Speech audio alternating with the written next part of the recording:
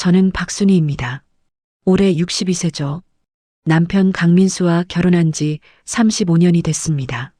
35년이요. 참 긴 세월이었죠. 그동안 저는 시댁 제사를 챙기고 아이들을 키우고 집안일을 도맡아 했습니다. 남편이 회사에서 승승장구할 수 있도록 뒷바라지하는 게 제 역할이라고 생각했어요. 그런데 요즘 남편이 이상했습니다. 아니, 이상하다는 말로는 부족하죠.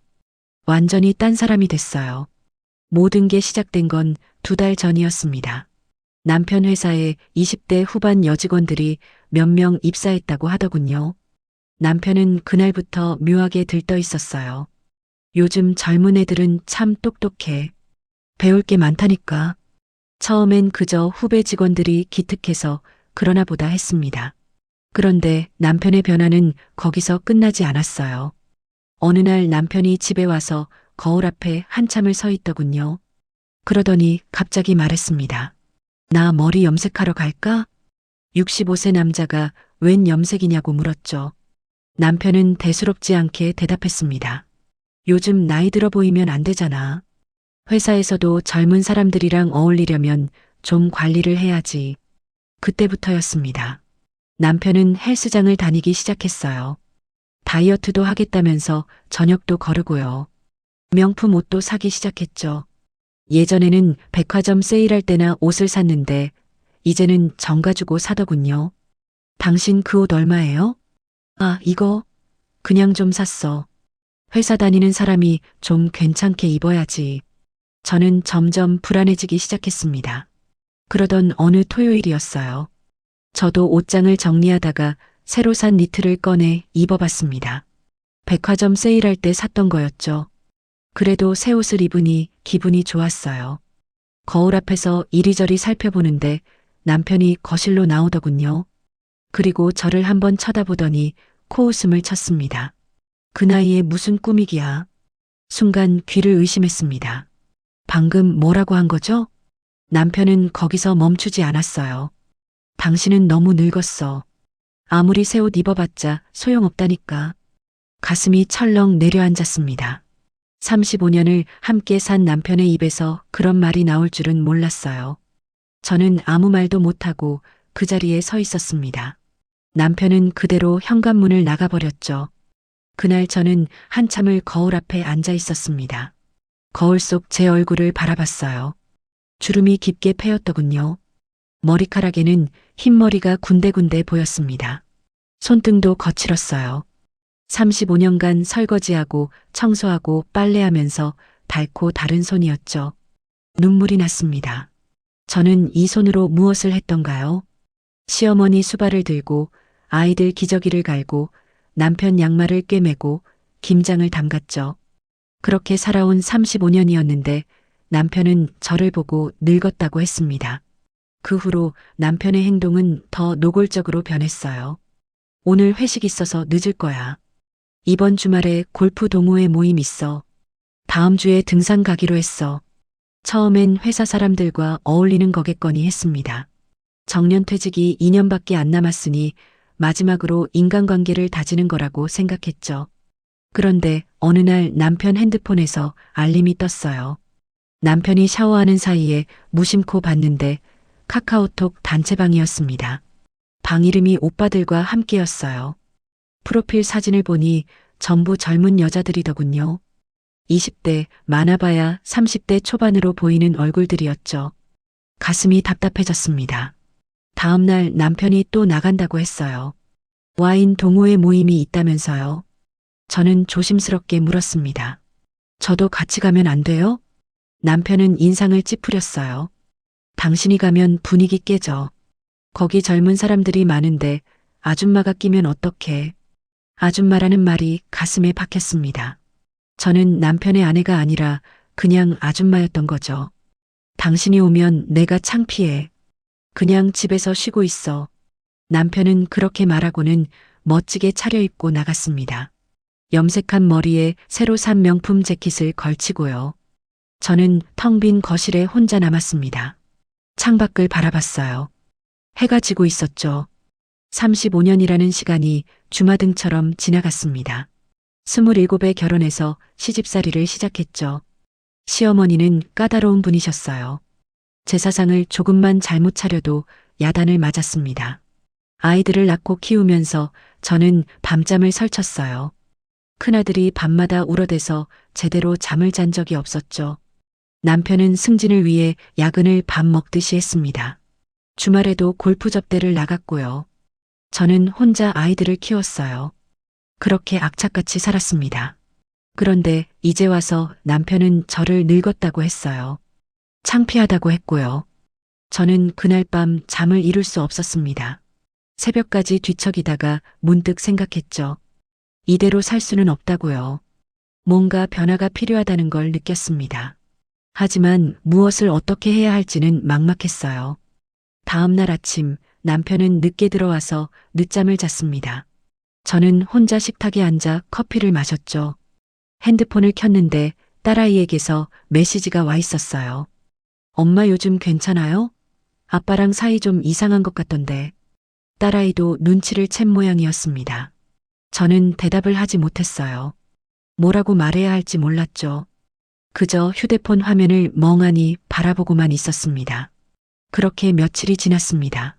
남편은 여전히 바빴어요. 아니, 바쁜 척을 하고 있었죠. 이번 주에 회사 워크숍 간다. 남편이 아침 식사를 하면서 말했습니다. 어디로요? 제주도. 3박 4일이야. 저는 고개를 끄덕였어요. 회사에서 가는 거니 어쩔 수 없다고 생각했죠. 팀 전체가 가는 건가요? 응, 뭐 그렇지. 팀워크 강화 프로그램이래. 남편은 대충 대답하고는 서둘러 출근했습니다. 그날 저녁 남편은 캐리어를 꺼내 짐을 쌌어요. 평소보다 신경을 많이 쓰더군요. 새로 산 옷만 골라 넣었습니다. 향수도 뿌리고요. 회사 워크숍인데 그렇게까지 챙겨야 해요? 당연하지. 임원이 허술하게 다니면 안 되잖아. 다음 날 아침 남편은 일찍 집을 나섰습니다. 다녀올게. 연락 잘 안 될 거야. 프로그램이 빡빡하거든. 남편은 그렇게 말하고는 문을 닫았어요. 저는 혼자 남은 집에서 설거지를 했습니다. 그런데 거실 소파에 남편 핸드폰 충전기가 놓여 있더군요. 여분 충전기였죠. 남편이 깜빡하고 놓고 간 모양이었습니다. 저는 충전기를 집어들었어요. 가져다 줄까 하다가 관뒀습니다. 어차피 남편은 본 충전기를 챙겨갔을 테니까요. 그날 오후 저는 빨래를 하다가 남편 서재로 들어갔습니다. 남편이 벗어놓은 셔츠를 가지러요. 그런데 책상 위에 남편 아이패드가 놓여 있었어요. 평소 같으면 그냥 지나쳤을 겁니다. 하지만 그날따라 묘한 불안감이 들었죠. 손이 떨렸습니다. 저는 아이패드를 켰어요. 비밀번호는 남편 생일이었죠. 화면이 켜지자 카카오톡이 떠올랐습니다. 메시지가 여러 개 와 있었어요. 그중 하나가 눈에 들어왔습니다. 지은이라는 이름이었죠. 저는 숨을 멈췄습니다. 손가락이 저절로 움직였어요. 대화창을 눌렀죠. 그리고 저는 그 자리에 주저앉고 말았습니다. 오빠 제주도 진짜 기대돼요. 둘이서만 가는 거 맞죠? 호텔 오션뷰로 예약했어요. 오빠가 좋아할 것 같아서요. 회사 사람들한테는 비밀이에요. 우리만 아는 거예요. 메시지를 읽는데 눈앞이 캄캄해졌습니다. 회사 워크숍이라고요? 팀 전체가 간다고요? 거짓말이었습니다. 전부 다 거짓말이었죠. 남편은 29살 여자 직원과 단둘이 제주도로 떠난 거였어요. 저는 계속 메시지를 읽어 내려갔습니다. 오빠 덕분에 회사 생활 너무 재밌어요.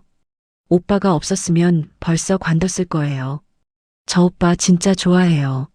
나이 차이 같은 거 신경 안 써요. 오빠 집에서는 힘들죠? 제가 힐링 시켜드릴게요. 더 이상 읽을 수가 없었습니다. 손이 너무 떨려서 아이패드를 떨어뜨릴 뻔했어요. 35년입니다. 35년을 함께 산 남편이었죠. 그런데 지금 29살 여자애와 제주도에서 오션뷰 호텔에 있다는 겁니까? 가슴이 찢어지는 것 같았습니다. 숨을 쉴 수가 없었어요. 심장이 터질 것처럼 뛰었죠. 저는 한참을 그 자리에 앉아 있었습니다. 정신을 차리고 일어났을 때는 해가 지고 있었어요. 저는 다시 아이패드를 집어들었습니다. 이번에는 사진첩을 열었죠. 그리고 또다시 충격을 받았습니다. 남편과 젊은 여자들이 함께 찍은 사진이 수십 장이었어요. 골프장에서 찍은 사진, 등산 가서 찍은 사진, 레스토랑에서 찍은 사진까지요. 그 중에서도 지은이라는 여자와 찍은 사진이 가장 많았습니다. 남편은 그 사진들 속에서 환하게 웃고 있었어요. 제가 본 적 없는 표정이었죠. 저와 찍은 사진은 단 한 장도 없었습니다. 아니, 없는 게 아니었어요. 삭제된 거였죠. 최근 삭제된 항목을 봤더니 저와 찍은 가족 사진들이 전부 거기 있었습니다. 남편은 저를 지우고 있었던 겁니다. 저는 아이패드를 내려놓고 남편 서재를 나왔어요. 거실 소파에 앉았습니다. 온몸에 힘이 빠졌죠. 그때 문득 남편 카드 사용 내역이 궁금해졌습니다. 저는 컴퓨터를 켰어요. 남편 명의 카드는 제가 관리하고 있었거든요.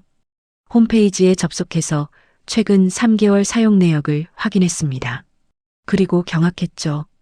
여성 명품 브랜드에서 200만 원, 고급 레스토랑에서 50만 원, 또 다른 명품 매장에서 150만 원이었습니다.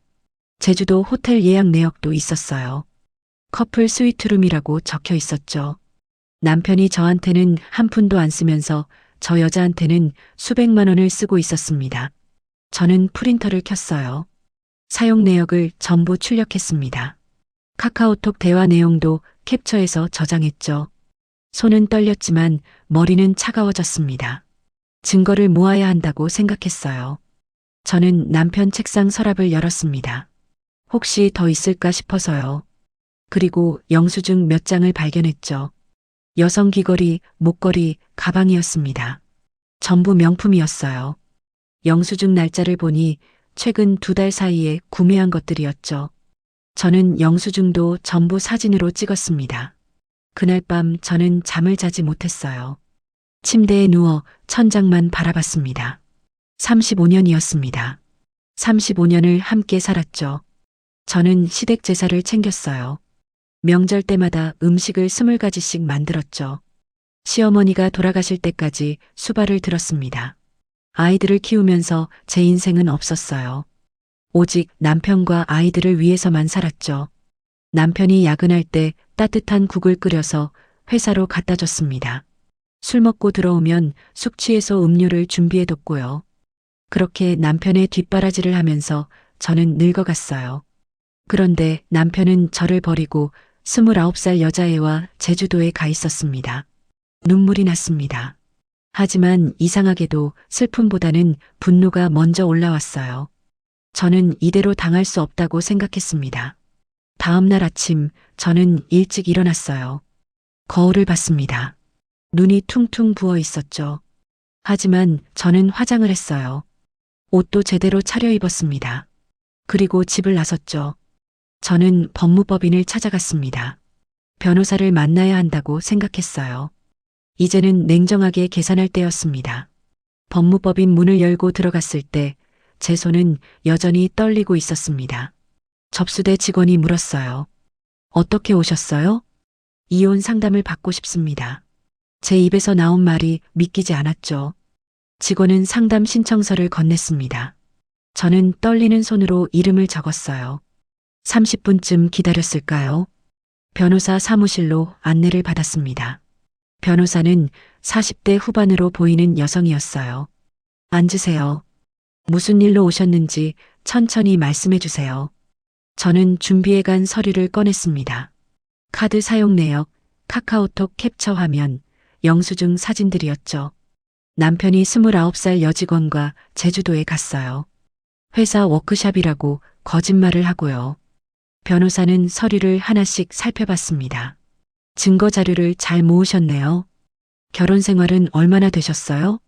35년입니다. 자녀는요? 아들 하나, 딸 하나 있어요. 둘 다 성인이고요. 변호사는 고개를 끄덕였습니다. 재산은 어느 정도 되시나요? 저는 준비해간 메모를 꺼냈어요. 어젯밤 정리한 내용이었죠.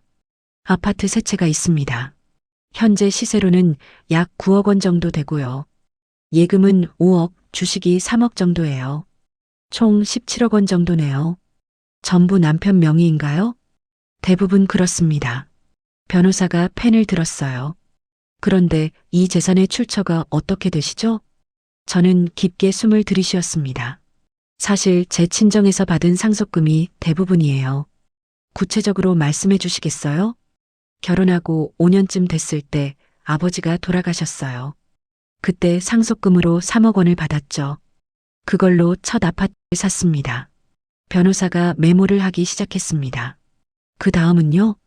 10년 전에 어머니가 돌아가시면서 땅을 물려받았어요.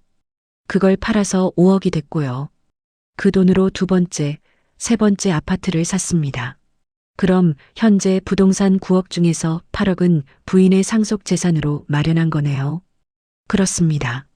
변호사는 고개를 끄덕였어요. 예금과 주식은요? 예금 5억 중 3억도 제가 친정에서 받은 돈이에요. 나머지 2억은 남편 월급으로 모은 거고요. 주식은요? 제가 투자했습니다. 친정 오빠가 증권사에 다녔거든요. 오빠 조언을 받아서 10년 동안 조금씩 모았어요. 변호사가 계산기를 두드렸습니다. 그럼 전체 재산 17억 중에서 부인의 기여분이 최소 12억은 된다는 거네요. 그런데 전부 남편 명의로 돼 있어요. 저는 억울한 마음이 복받쳤습니다. 결혼할 때 남편이 명의를 자기 이름으로 하자고 했어요. 세금 문제도 있고 관리하기 편하다면서요. 저는 부부니까 상관없다고 생각했죠. 변호사가 말했습니다. 명의가 남편 앞으로 돼 있어도 괜찮아요. 부인의 재산 기여도를 입증할 수 있으니까요. 정말요? 네. 상속증명서, 부동산 매매 계약서, 증여세 납부 내역 같은 게 있으면 더 좋고요. 전부 보관하고 있습니다. 저는 가방에서 서류 봉투를 꺼냈어요. 어젯밤 집에서 찾아놓은 것들이었죠. 변호사는 서류를 하나씩 확인했습니다. 완벽하네요. 이 정도면 재산 분할에서 유리한 위치를 확보할 수 있어요. 그럼 얼마나 받을 수 있나요? 일단 부인의 직접적인 재산 기여분인 12억은 당연히 인정받을 수 있습니다. 거기에 35년간의 가사노동과 육아, 그리고 남편의 외도까지 고려하면 전체 재산의 60% 이상도 가능해요. 제 가슴이 뛰기 시작했습니다. 위자료는요? 외도 증거가 명확하니까 위자료도 청구할 수 있죠. 결혼 기간이 35년이고 나이도 고려하면 1억 정도는 받을 수 있을 겁니다. 저는 고개를 끄덕였어요. 지금 당장 뭘 해야 하나요? 변호사가 진지하게 말했습니다. 일단 공동명의 계좌가 있으면 절반을 인출하세요. 합법적으로 할 수 있는 조치예요. 그리고 주식도 일부 정리하시는 게 좋습니다. 그래도 되나요? 물론이에요. 부부 공동재산이니까 부인도 권리가 있어요. 다만 전부 다 빼면 문제가 될 수 있으니 절반만 정리하세요. 저는 메모를 하기 시작했습니다. 그리고 35년간의 가사노동 가치를 계산한 자료를 만들어야 해요. 어떻게 하는 건가요? 가정부 임금 기준으로 계산하면 됩니다. 월 250만 원씩 35년이면 상당한 금액이 되죠. 변호사는 계속 설명했어요. 시댁 제사를 몇 번이나 지내셨는지, 명절 준비는 어떻게 했는지, 육아는 누가 전담했는지 같은 것들을 구체적으로 정리하세요. 저는 고개를 끄덕였습니다. 그리고 남편의 외도 증거를 더 확보해야 해요. 호텔 숙박 내역, 선물 구매 내역 같은 거요. 이미 출력해놨어요. 저는 준비해간 서류들을 보여줬죠. 변호사가 감탄했습니다. 정말 꼼꼼하시네요. 이 정도면 충분해요. 상담을 마치고 법무법인을 나왔을 때는 오후 3시였습니다. 저는 곧장 은행으로 향했어요. 공동명의 계좌에는 6억이 들어 있었죠. 저는 그중 3억을 인출했습니다. 어디에 쓰실 건가요? 직원이 물었어요. 제 개인 계좌로 옮기려고요. 본인 계좌 맞으시죠? 네, 제 명의예요. 절차는 생각보다 간단했습니다. 30분도 안 걸렸죠. 저는 새로 만든 계좌에 3억을 입금했어요. 남편이 절대 모르는 계좌였습니다. 은행을 나와서 증권사로 갔습니다. 주식 계좌도 남편과 공동 명의였거든요. 3억 어치를 매도하고 싶어요. 지금 시세가 좋은데 파시는 게 맞으세요? 직원이 물었지만 저는 확고했습니다. 네, 지금 팔아주세요. 주식을 팔고 나니 현금이 3억이 더 생겼어요. 이것도 제 비밀 계좌로 옮겼죠. 집으로 돌아왔을 때는 저녁 6시였습니다. 저는 남편 서재로 들어갔어요. 부동산 서류를 찾아야 했죠. 서랍을 하나씩 열어봤습니다. 등기부등본, 매매계약서, 대출 서류들이 나왔어요. 저는 전부 복사기로 스캔했습니다. 파일로 저장해뒀죠. 그 다음에는 제 방으로 가서 친정 서류를 찾았어요. 아버지 상속 증명서, 어머니 토지 매매 계약서, 증여세 납부 영수증까지 전부 챙겼습니다. 모든 서류를 정리하고 나니 밤 10시가 넘었어요. 저는 컴퓨터 앞에 앉았습니다. 그리고 35년간의 결혼 생활을 정리하기 시작했죠. 시댁 재산은 1년에 4번, 35년이면 140번이었습니다. 명절 차례까지 합치면 200번이 넘었죠. 육아는 거의 혼자 했어요. 남편은 주말에도 골프를 나갔으니까요. 가사노동 가치를 계산해 봤습니다. 월 250만 원씩 35년이면 10억 원이 넘었죠. 저는 문서 파일로 정리했어요. 모든 준비를 마치고 침대에 누웠습니다. 이제 남편이 돌아오기만 기다리면 됐죠. 3박 4일이 지났습니다. 남편이 돌아오는 날이었죠. 저는 아침 일찍 일어나 거실을 정리했어요. 평소처럼 청소를 하고 환기를 시켰습니다. 하지만 마음은 전혀 평소와 같지 않았죠. 오후 3시쯤 남편에게서 문자가 왔습니다. 5시쯤 도착할 것 같아. 저는 답장하지 않았어요. 대신 거실 테이블로 갔습니다. 그리고 준비해둔 서류들을 꺼내 펼쳐놓기 시작했죠. 이혼 신청서를 가장 위에 놓았습니다. 재산분할 청구서는 그 옆에 뒀고요. 카드 사용 내역을 출력한 종이들도 나란히 정리했어요. 커플 호텔 예약 내역, 명품 구매 영수증, 레스토랑 결제 내역까지 전부요. 카카오톡 대화 캡처 화면도 인쇄해서 놓았습니다. 지은이와 주고받은 메시지들이었죠. 마지막으로 메모지 한 장을 올려놓았어요. 당신 말대로 너무 늙어서 이제 새 인생 살려고요. 재산은 법대로 나눠요. 저는 테이블을 한 번 더 살펴봤습니다. 완벽했어요. 이제 남편이 오기만 기다리면 됐죠. 저는 안방으로 들어가 침대에 앉았습니다. 시계를 봤어요. 4시 반이었죠. 심장이 빠르게 뛰었습니다. 손에서는 땀이 났고요. 35년 만에 처음으로 남편에게 맞서는 거였어요. 무섭기도 했습니다. 하지만 더 이상 참을 수 없었죠. 5시 10분쯤 현관문이 열렸습니다. 다녀왔어. 남편의 목소리가 들렸어요. 평소와 똑같은 목소리였죠. 저는 침대에서 일어나지 않았습니다. 남편이 신발을 벗고 거실로 들어가는 소리가 났어요. 그리고 잠시 침묵이 흘렀죠. 이게 뭐야? 남편이 소리쳤습니다. 저는 천천히 안방 문을 열고 나갔어요. 남편은 테이블 앞에 서서 서류들을 내려다보고 있었습니다. 얼굴이 새하얗게 질려 있었죠. 이게 무슨 짓이야? 남편이 떨리는 목소리로 물었어요. 저는 차분하게 대답했습니다. 보시면 알 거예요. 이혼 신청서라니, 당신 지금 정신 있어? 정신 똑바로 차린 건 저예요. 당신은 29살 여자애랑 제주도 다녀오셨잖아요. 남편의 입이 떡 벌어졌습니다. 그게 어떻게? 카카오톡 다 봤어요. 아이패드에 남아있더군요. 저는 테이블을 가리켰어요. 거기 출력해 놓은 거 보세요. 당신이 지은이한테 보낸 메시지들이에요. 남편이 서류를 집어들었습니다. 손이 떨리고 있었죠. 이건 오해야. 그냥 회사 후배고. 오해요? 커플 스위트룸 예약한 게 오해예요? 명품 가방 사준 게 오해고요? 저는 침착하게 말을 이었습니다. 카드 사용 내역도 전부 확인했어요. 최근 3개월 동안 당신이 그 여자한테 쓴 돈이 600만 원이 넘더군요. 남편의 얼굴이 점점 더 창백해졌어요.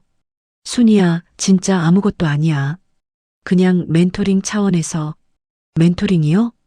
저는 웃음이 나왔습니다. 멘토가 제자한테 명품 귀걸이를 사줘요? 제주도 커플 여행을 가고요? 남편이 말문이 막혔어요.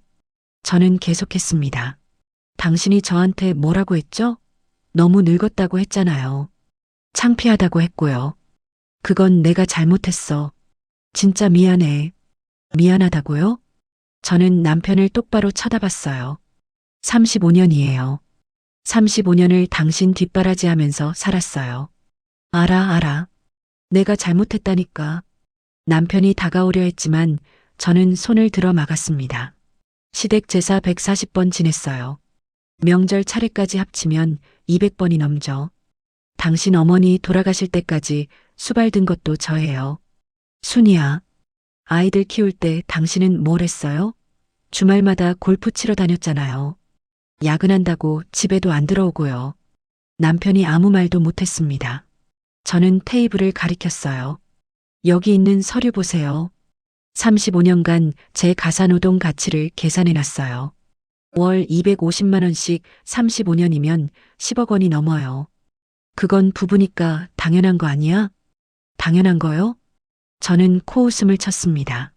그럼 당신이 29살 여자애랑 바람 피우는 것도 당연한 건가요? 남편이 얼굴을 붉혔어요. 바람이 아니라니까. 그냥 좀 친하게 지낸 거야. 증거가 여기다 있는데 뭘 발뺌해요? 저는 재산분할 청구서를 집어들었습니다. 그리고 이것도 봐요. 우리 재산 17억 중에서 12억은 제 친정에서 받은 거예요. 남편의 눈이 커졌어요. 무슨 소리야? 아버지 상속금 3억, 어머니 토지 매각금 5억, 제가 주식 투자로 번 돈 3억, 친정에서 받은 예금 3억이에요. 증명 서류 전부 있어요. 저는 서류 봉투를 테이블에 내려놓았습니다. 그러니까 지금 있는 재산은 대부분 제 돈으로 만든 거예요. 명의만 당신 이름으로 돼 있을 뿐이죠. 남편이 서류를 집어들었어요. 상속 증명서를 보더니 할 말을 잃었습니다. 변호사랑 상담도 끝났어요. 저는 담담하게 말했습니다. 제 재산 기여도가 인정되면 전체 재산의 60%를 받을 수 있대요. 거기에 위자료 1억까지요. 위자료? 당연하죠. 당신이 외도했으니까요. 남편이 무릎을 꿇었습니다. 순이야, 제발 이러지 마. 내가 잘못했어. 이제 와서 빌어봤자 소용없어요. 저는 냉정하게 말했습니다. 계좌도 이미 정리했어요. 공동명의 예금 3억은 제 계좌로 옮겼고요.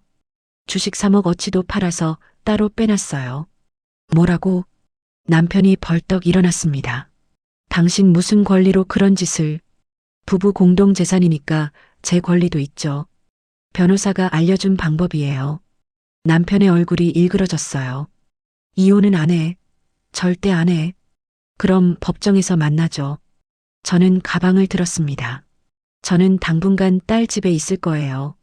이혼 서류에 도장 찍어서 변호사한테 보내세요. 순이야, 이러지 마. 남편이 제 팔을 잡으려 했지만 저는 피했어요. 35년간 당신이 저한테 한 말들 기억해요. 늙었다고 했고 창피하다고 했죠. 그 말들 하나도 안 잊었어요. 저는 현관으로 향했습니다. 순이야, 제발. 남편이 따라왔지만 저는 돌아보지 않았어요. 35년 주부의 퇴직금과 위자료 받고 갈게요. 법대로요. 저는 신발을 신고 문을 열었습니다. 뒤에서 남편이 무언가 말하는 소리가 들렸지만 듣지 않았어요. 문을 닫고 계단을 내려갔죠. 밖으로 나오니 저녁 공기가 시원했습니다. 저는 깊게 숨을 들이쉬었어요. 35년 만에 처음으로 제 목소리를 낸 거였습니다. 가슴이 두근거렸죠. 무섭기도 했지만 후련하기도 했어요. 저는 택시를 잡아타고 딸아이 집으로 향했습니다. 이제 시작이었죠. 딸아이 집 앞에 도착했을 때는 저녁 7시가 넘었습니다. 초인종을 눌렀어요. 딸 지수가 문을 열었죠. 엄마, 갑자기 왜? 지수는 제 얼굴을 보더니 표정이 굳었습니다. 엄마, 무슨 일 있어요? 들어가서 얘기하자. 저는 집 안으로 들어갔어요. 거실 소파에 앉았습니다. 지수도 옆에 앉았죠. 엄마, 대체 무슨 일이에요? 왜 이렇게 갑자기? 내 아빠랑 이혼하기로 했어. 지수의 눈이 커졌습니다. 네? 이혼이요? 저는 가방에서 서류 사본을 꺼냈어요. 이거 봐. 내 아버지가 회사 여직원이랑 제주도 갔어. 29살짜리 여자애랑. 지수가 서류를 받아 읽기 시작했습니다. 카카오톡 대화 내용을 보더니 얼굴이 빨개졌어요. 이게 뭐예요? 아빠가 진짜 이런 짓을? 카드 사용 내역도 봐. 그 여자한테 명품 사주고 호텔도 예약하고. 지수는 서류를 하나씩 넘기며 읽었습니다. 손이 떨리고 있었죠. 믿을 수가 없어요. 아빠가 어떻게 해. 나도 믿고 싶지 않았어. 근데 증거가 이렇게 명확한데 어쩌겠니? 지수가 서류를 내려놓았어요. 엄마 혼자 계셨으면 얼마나 힘드셨어요. 괜찮아. 이제 결정했으니까. 지수가 제 손을 꼭 잡았습니다. 잘하셨어요, 엄마. 이혼하는 게 맞아요. 내가 이해해줘서 고마워. 무슨 소리예요? 당연히 엄마 편이죠. 지수는 핸드폰을 꺼내 전화를 걸었어요. 오빠한테도 알려야죠. 잠시 후 오빠 준호가 전화를 받았습니다. 오빠, 지금 우리 집으로 와요. 엄마 여기 계셔. 지수가 말했어요. 응, 중요한 얘기야. 빨리 와. 30분쯤 지났을까요? 준호가 도착했습니다. 엄마, 무슨 일이세요? 준호가 숨을 헐떡이며 물었어요. 지수가 서류를 건넸습니다. 오빠, 이거 봐. 아빠가 바람 폈어. 준호가 서류를 받아 읽기 시작했죠. 얼굴이 점점 굳어졌습니다. 이런 미친. 준호가 욕을 삼키며 말했어요. 아빠가 정신이 나갔네요. 29살이요? 엄마보다 30살이나 어린 여자랑? 그것만이 아니야. 저는 준호에게 모든 걸 설명했습니다. 남편이 저한테 늙었다고 한 말, 창피하다고 한 말까지 전부요. 준호의 얼굴이 붉어졌어요. 아빠가 어떻게 엄마한테 그런 말을 해요? 35년을 같이 살았는데 나도 믿기지 않았어. 당연히 이혼하셔야죠. 저희도 엄마 편이에요. 준호가 단호하게 말했습니다. 지수도 고개를 끄덕였어요. 오빠 말이 맞아요. 우리가 법정에 가서 증언할게요. 증언? 네. 아빠가 엄마를 어떻게 대했는지 우리가 다 봤잖아요. 지수가 말했습니다. 아빠는 집에서 엄마를 하인처럼 대했어요. 밤 늦게 나온다고 짜증내고 청소 안 됐다고 화내고. 준호도 거들었어요. 맞아요. 명절 때도 엄마 혼자 음식 다 준비하셨잖아요. 아빠는 소파에 앉아서 TV만 봤고 두 아이의 말을 듣는데 눈물이 났습니다. 너희가 그걸 다 기억하고 있었구나. 당연하죠. 우리가 다 컸는데 어떻게 몰라요. 지수가 제 손을 잡았어요. 엄마, 걱정하지 마세요. 우리가 도와드릴게요. 그날 밤 저는 지수 집에서 잤습니다. 다음 날 아침 일찍 남편에게서 전화가 왔어요. 받지 않았죠. 문자도 수십 통 왔습니다. 읽지 않았어요. 대신 변호사에게 연락했습니다. 남편이 계속 연락해요. 무시하세요. 지금은 어떤 대화도 하지 않는 게 좋아요. 알겠습니다. 오후쯤 됐을 때 시어머니한테 전화가 왔습니다. 받을까 말까 고민하다가 받았어요. 여보세요, 어머니. 순이야, 민수한테 들었어. 시어머니 목소리가 들렸습니다. 저는 긴장했어요.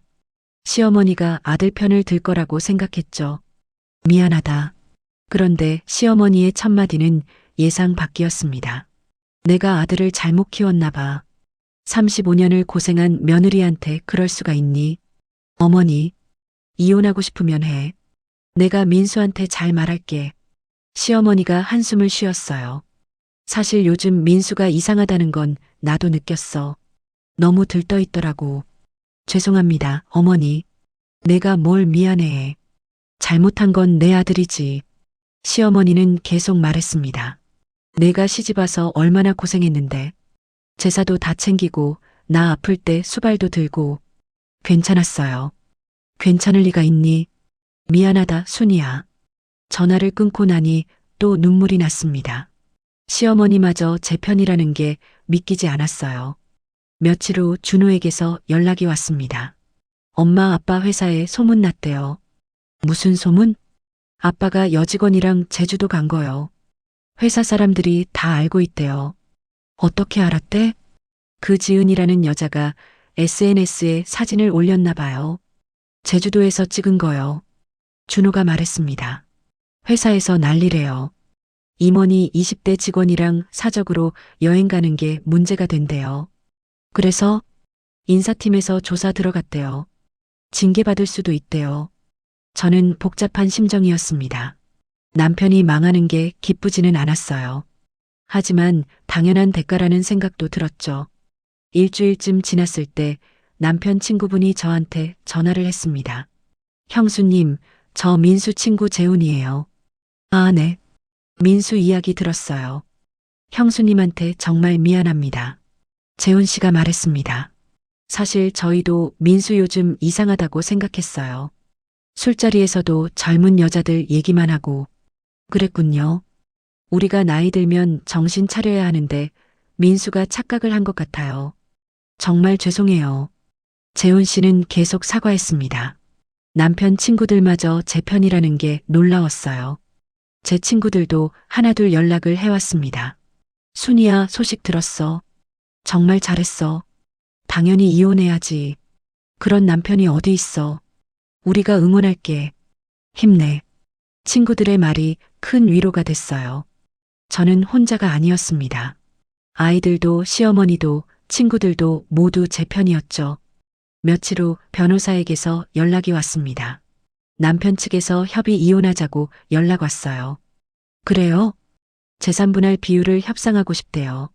소송까지 가면 회사에서 더 불리해진다면서요. 어떻게 하면 되나요? 일단 만나서 얘기해보죠. 부인께서 원하시는 조건을 확실히 하시고요. 저는 고개를 끄덕였습니다. 네, 알겠습니다. 전화를 끊고 창밖을 바라봤어요. 남편이 무너지고 있었습니다. 회사에서도 친구들 사이에서도 가족에게서도요. 자업자득이었죠. 저는 더 이상 불쌍하게 느껴지지 않았습니다. 35년간 저를 무시하고 늙었다고 한 대가를 치르는 거였으니까요. 이혼 조정 날짜가 잡혔습니다. 법원에서 만나기로 한 거였죠. 그날 아침 저는 일찍 일어났어요. 옷도 신경 써서 입었습니다. 검은색 정장에 단정한 구두를 신었죠. 거울을 보니 62세 여자가 서 있었습니다. 주름이 있고 흰머리가 섞여 있었죠. 하지만 눈빛만큼은 또렷했어요. 지수가 함께 가겠다고 했습니다. 엄마 혼자 가시면 안 돼요. 제가 같이 갈게요. 고마워, 지수야. 우리는 함께 법원으로 향했습니다. 조정실 앞에 도착했을 때 변호사가 먼저 와 있었어요. 준비 다 하셨죠? 네, 여기 있어요. 저는 서류 가방을 보여줬습니다. 좋아요. 오늘은 침착하게 대응하시면 돼요. 흔들리지 마세요. 네, 알겠습니다. 조정실 문이 열렸습니다. 안으로 들어가니 남편이 먼저 와 있었어요. 남편 옆에는 남편 측 변호사가 앉아 있었죠. 남편은 저를 보더니 고개를 돌렸습니다. 얼굴이 많이 야위어 보였어요. 조정위원이 들어왔습니다. 자, 그럼 시작하겠습니다. 먼저 재산 목록부터 확인하죠. 조정위원이 서류를 펼쳤어요. 부동산 세 채 시세 9억, 예금 5억, 주식 3억 맞습니까? 아니요. 제 변호사가 말했습니다. 예금은 현재 2억밖에 없습니다. 그리고 주식은 1억 5천만 원이고요. 남편 측 변호사가 놀란 표정을 지었어요. 그게 무슨 말입니까? 의뢰인이 합법적으로 공동재산의 절반을 인출했습니다. 예금 3억과 주식 1억 5천만 원을 본인 계좌로 옮긴 거죠. 남편이 벌떡 일어났습니다. 그럴 권리가 어디 있어? 조정위원이 손을 들었어요. 앉으세요. 부부 공동재산이니 부인에게도 권리가 있습니다. 남편은 억지로 앉았죠. 얼굴이 벌겋게 달아올라 있었습니다. 제 변호사가 서류를 꺼냈어요. 그리고 재산 형성 과정을 보시죠. 부동산 9억 중 8억은 부인의 친정 상속금으로 구입한 겁니다. 증거가 있습니까? 남편 측 변호사가 물었어요. 여기 있습니다. 제 변호사는 상속 증명서를 제출했습니다. 2000년 부친 사망 시 상속금 3억, 2015년 모친 사망 시 토지 매각금 5억입니다. 전부 서류로 입증 가능합니다. 조정위원이 서류를 꼼꼼히 살펴봤어요. 이건 명확하네요. 부인의 재산 기여도가 상당합니다. 남편 측 변호사가 반박했습니다. 그래도 혼인 중에 형성된 재산 아닙니까? 남편도 관리에 기여했고요. 관리요? 제 변호사가 웃었습니다. 부동산 관리는 전부 부인이 했습니다. 세입자와 계약하고 수리업체 부르고 재산세 납부하는 것까지 전부요.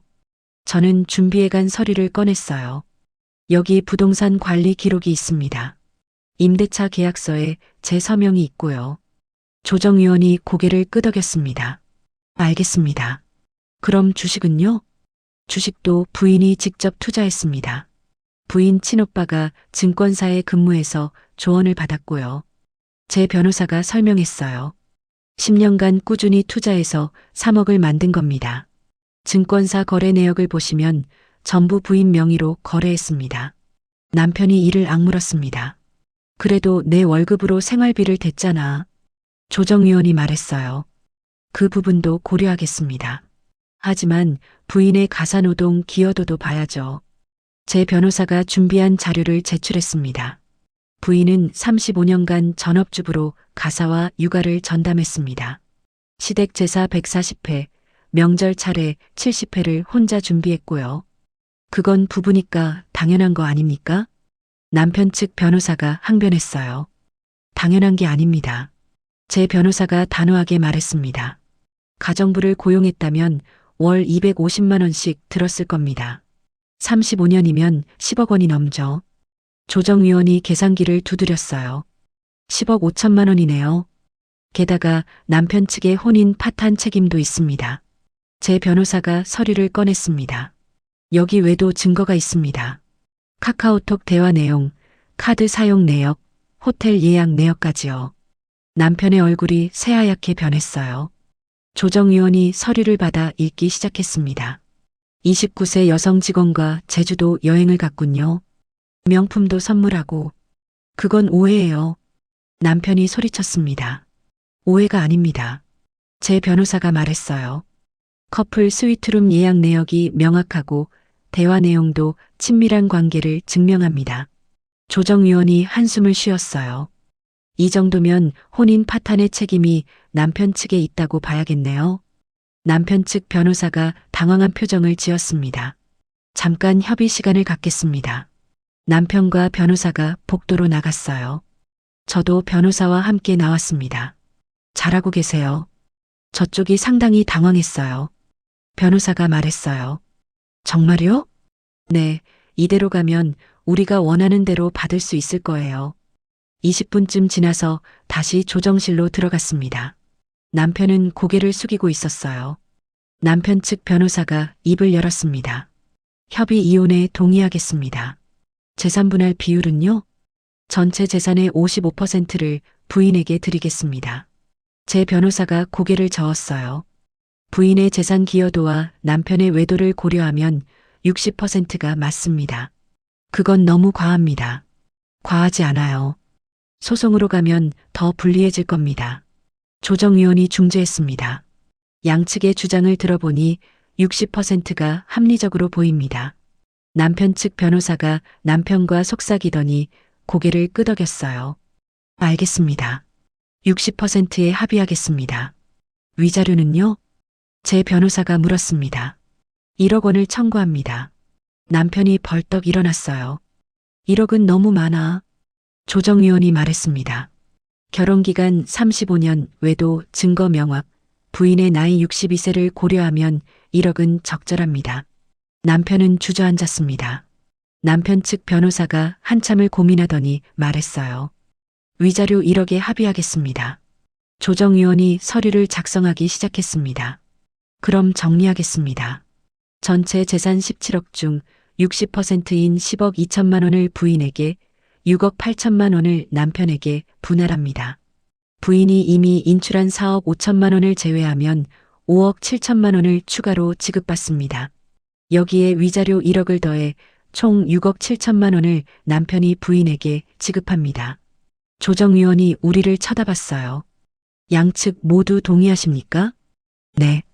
제 변호사와 저는 동시에 대답했습니다. 남편 측도 억지로 고개를 끄덕였죠. 그럼 합의서에 서명해 주세요. 저는 떨리는 손으로 서명을 했습니다. 35년 결혼 생활이 끝나는 순간이었죠. 조정실을 나왔을 때 다리에 힘이 풀렸어요. 지수가 저를 부축했습니다. 엄마, 수고하셨어요. 끝났구나. 저는 중얼거렸습니다. 변호사가 악수를 청했어요. 축하드립니다. 최선의 결과를 얻으셨어요. 감사합니다, 변호사님. 우리는 법원을 나왔습니다. 햇빛이 눈부셨어요. 저는 하늘을 올려다봤습니다. 62년 인생에서 가장 현명한 결정이었죠. 법원을 나온 지 일주일이 지났습니다. 남편에게서 재산분할금이 입금됐어요. 6억 7천만 원이었죠. 이미 제가 인출해둔 4억 5천만 원까지 합치면 11억 2천만 원이 제 손에 들어온 겁니다. 저는 통장을 보며 한참을 멍하니 앉아 있었어요. 35년의 대가였습니다. 며칠 후 남편 소식을 들었습니다. 회사에서 명예퇴직 처리됐다고 하더군요. 정년까지 2년이나 남았는데 말이죠. 외도 문제로 인사위원회에서 징계를 받았고 결국 스스로 사표를 낸 거였어요. 퇴직금을 받아서 원룸으로 이사했다고 했습니다. 준호가 아버지를 만나고 왔다며 말했어요. 엄마 아빠가 완전히 망가졌어요. 그래. 좁은 원룸에 혼자 살고 있던데 살이 엄청 빠지셨어요. 저는 아무 감정이 들지 않았습니다. 불쌍하지도 않았고 미안하지도 않았죠. 그 여자는 어떻게 됐대? 회사 그만뒀대요. 아빠가 망하니까 연락도 안 받는다고. 당연한 결과였습니다. 저는 이제 제 인생을 생각하기 시작했어요. 62세, 앞으로 뭘 하며 살아야 할까요? 그때 문득 예전에 가봤던 제주도가 떠올랐습니다. 20년 전쯤 가족여행으로 갔었죠. 바다가 정말 아름다웠어요. 저는 부동산 사이트를 열었습니다. 제주도 매물을 검색하기 시작했죠. 그리고 한옥 게스트하우스를 발견했어요. 조용한 마을에 있는 2층 한옥이었습니다. 바다가 보이는 위치였죠. 가격은 7억 원이었어요. 저는 다음날 바로 제주도로 내려갔습니다. 직접 보니 사진보다 더 좋았어요. 마당에는 감나무가 있었고 툇마루에 앉으면 바다가 한눈에 들어왔죠. 이 집으로 할게요. 저는 그 자리에서 계약금을 냈습니다. 한 달 후 제주도로 완전히 이사를 했어요. 짐은 많지 않았습니다. 서울집에서 필요한 것만 챙겨왔죠. 새 가구도 몇 개 샀어요. 제 취향대로 골랐습니다. 게스트하우스를 정리하는데 2달이 걸렸어요. 방 3개를 손님용으로 꾸미고 공용 공간도 예쁘게 만들었죠. 인테리어는 제가 직접 했습니다. 페인트 칠도 하고 커튼도 달았어요. 35년 만에 처음으로 제가 원하는 대로 집을 꾸미는 거였죠. 게스트하우스 이름은 순인의 쉼터로 정했습니다. 간판도 직접 골라서 달았어요. 오픈 준비를 하면서 저는 새로운 것들을 배우기 시작했습니다. 서예 학원에 등록했어요. 예전부터 배우고 싶었던 거였죠. 일주일에 2번씩 수업을 들으러 갔습니다. 붓을 잡고 먹을 갈면서 마음이 차분해졌어요. 요가도 시작했습니다. 아침마다 툇마루에서 요가를 하면서 바다를 바라봤죠. 몸이 점점 유연해졌고 마음도 가벼워졌습니다. 게스트하우스를 오픈한 건 이사 온 지 3개월 만이었어요. 첫 손님은 서울에서 온 30대 부부였습니다. 여기 정말 조용하고 좋네요. 손님이 만족스러워하는 모습을 보니 뿌듯했어요. 점점 손님이 늘어나기 시작했습니다. SNS에 게스트하우스 계정도 만들었어요. 툇마루에서 바라본 바다 사진, 마당에 감나무 사진을 올렸죠. 여기 힐링하러 왔다가 정말 쉬고 가요. 주인 할머니가 너무 친절하세요. 손님들이 좋은 후기를 남겨줬습니다. 할머니라는 말이 처음엔 어색했어요. 하지만 이제는 괜찮았죠. 저는 62세 할머니였고 그게 부끄럽지 않았습니다. 어느 날 저녁 마당에서 서예 연습을 하고 있었어요. 작품이 참 좋네요. 누군가 말을 걸었습니다. 고개를 들어보니 60대 초반으로 보이는 남자분이 서 있었어요. 손님이세요? 아니요, 저는 옆 동네에서 그림 그리는 사람입니다. 산책하다가 들렀어요. 아, 그러세요. 남자분은 제 서예 작품을 가만히 보더니 말했습니다. 획이 힘이 있네요. 오래 쓰신 것 같은데요? 아니요, 배운 지 몇 달 안 됐어요. 그래요? 재능이 있으시네요. 우리는 그렇게 이야기를 나누기 시작했어요. 남자분 이름은 김성우였습니다. 저와 동갑이었죠. 서울에서 오랫동안 미술교사로 일하다가 퇴직하고 제주도로 내려왔다고 했어요. 혼자 사세요? 네, 아내와 일찍 사별했어요. 아이들은 다 서울에 있고요. 성우 씨는 일주일에 한두 번씩 산책 오는 길에 들렀습니다. 우리는 차를 마시며 이야기를 나눴어요. 그림 이야기, 서예 이야기, 제주도 생활 이야기를 했죠. 어느새 석 달이 지났습니다. 성우 씨가 툇마루에 앉아 말했어요. 순희 씨, 다음 주에 우도 가는데 같이 가실래요? 저는 잠시 망설였습니다. 같이 그림 그리러 가요. 풍경이 정말 좋거든요. 그럼 가볼까요? 우도에서의 하루는 즐거웠습니다. 성호 씨는 스케치북을 펼쳐 바다를 그렸어요. 저는 옆에서 서예를 썼죠. 순희 씨는 언제 봐도 열심히 하시네요. 이제야 제가 하고 싶은 걸 하는 거예요. 그게 뭐예요? 저는 바다를 바라보며 말했습니다. 35년 동안 남을 위해 살았어요. 이제는 저를 위해 사는 거죠. 성호 씨가 고개를 끄덕였어요. 멋진 생각이에요. 그날 이후로 우리는 자주 만났습니다. 일주일에 한 번씩 함께 전시회도 가고 맛집도 다녔죠. 누가 보면 연인 사이 같았지만 우리는 그냥 좋은 친구였어요. 62세에 만난 새로운 인연이었습니다. 1년이 지났습니다. 게스트하우스는 예약이 꽉 찰 정도로 잘 됐어요. 저는 손님들을 맞이하고 서예를 쓰고 성호 씨와 시간을 보냈죠. 어느 날 남편에게서 문자가 왔습니다.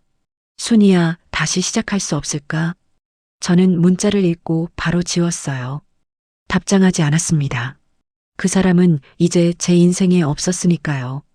대신 딸 지수에게 전화를 걸었어요. 지수야, 이번 주말에 내려올래? 엄마가 맛있는 거 해줄게. 좋아요, 엄마. 오빠도 데려갈게요. 주말에 아이들이 내려왔습니다. 저는 아이들을 위해 정성껏 음식을 만들었어요. 마당 평상에 앉아 함께 식사를 했죠. 엄마, 여기 너무 좋아요. 엄마 표정도 정말 밝아지셨어요. 지수가 말했습니다. 그래. 네, 서울에 계실 때랑 완전히 달라요. 훨씬 행복해 보여요. 준호도 거들었어요. 맞아요. 엄마가 이렇게 웃는 모습 처음 봐요. 저는 아이들을 바라봤습니다. 엄마가 이제 행복해. 다행이에요. 엄마 결정이 정말 옳았어요. 해가 지고 있었습니다. 바다가 노을빛으로 물들었어요. 저는 툇마루에 앉아 그 풍경을 바라봤습니다. 62세에 시작한 새 인생이었죠. 남편은 저를 늙었다고 했습니다. 창피하다고도 했고요. 하지만 저는 지금 누구보다 당당했어요. 나이는 정말 숫자일 뿐이었습니다. 중요한 건 어떻게 사느냐였죠. 저는 이제 저를 위해 살고 있었습니다. 제가 원하는 곳에서 제가 좋아하는 사람들과 제가 하고 싶은 일을 하면서요. 핸드폰을 꺼내 SNS에 사진을 올렸어요. 노을 지는 바다와 제가 쓴 서예 작품이었습니다. 작품에는 이렇게 써 있었죠. 인생 2막, 나를 위한 시간. 댓글이 달리기 시작했습니다. 정말 멋지세요. 저도 용기 얻고 가요. 62세의 새 출발이라니 존경합니다. 저는 미소를 지었습니다. 성호 씨에게서 문자가 왔어요. 내일 같이 한라산 갈래요? 날씨가 좋대요. 좋아요. 저는 답장을 보냈습니다. 그리고 다시 노을을 바라봤죠. 35년을 남을 위해 살았습니다. 이제부터는 제 시간이었어요. 62세, 아직 늦지 않았습니다. 아니, 이제 시작이었죠. 저는 깊게 숨을 들이쉬었어요. 바다 냄새가 코끝을 스쳤습니다. 자유로웠어요. 정말 자유로웠죠. 여러분, 나이 들었다는 말에 주눅들 필요 없습니다. 진짜 인생은 내가 나를 선택하는 순간부터 시작되니까요.